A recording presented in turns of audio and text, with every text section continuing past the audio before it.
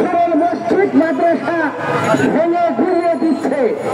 এমনকি মুসলমানের ছেলে মেয়েদের উপরে অত্যাচারে লীলা খেলায় মেতে উঠেছে এবং মুসলমানদের বাড়িঘর লুটপাট করছে। আমি নরেন্দ্র কসাই নবীকে বলতে চাই, 1947 সালে মৌলানা আবুল কালাম সেই বক্তব্য দিয়েছিলেন। সেই বক্তব্যে ভারতের মুসলমানরা একত্রিত হয়ে তারা পাকিস্তানে যায় নাই, তারা ভারত প্রেমী, তারা ভারতের দেশপ্রেমী হিসাবে সেদিন ভারতকে রক্ষা করেছিল। এই গুজরাটের কসাই নবীকে বলতে চাই, মোদী সাহেব, আজকে ভারতের যত অবসান, আজকে ভারতের যত উন্নয়ন, সকল কিছু এই মুসলমান ভাইদের কারণে হয়েছিল।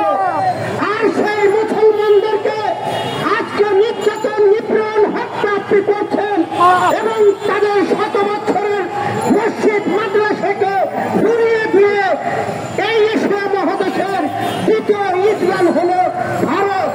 মোদী সরকারকে বলতে চাই, এই নির্যাতন, নিপীড়ন, হত্যা যদি না বন্ধ করেন তাহলে দেশ বাঁচাও মানুষ বাঁচাও আন্দোলন কর্মসূচি দেবে ভারতের দূতাবাস ঘেরাও করার।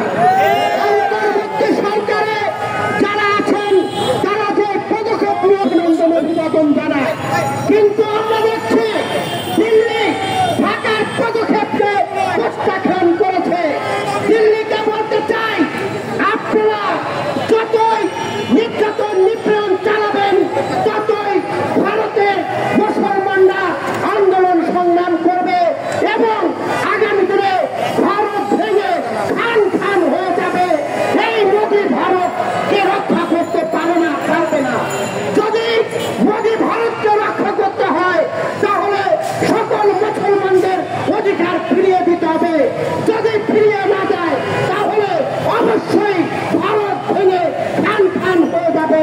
সকলকে ধন্যবাদ জানিয়ে আমি আমার কথা শেষ করছি।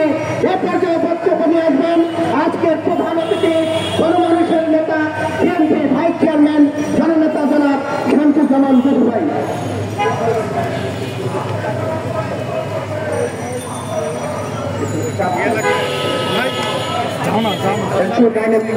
লিখুন আসেন।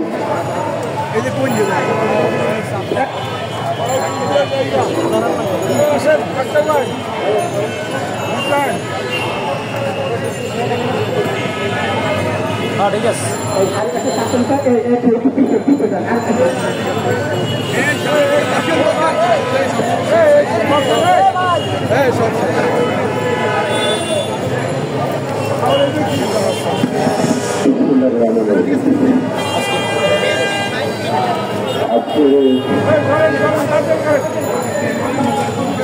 আয়োজনে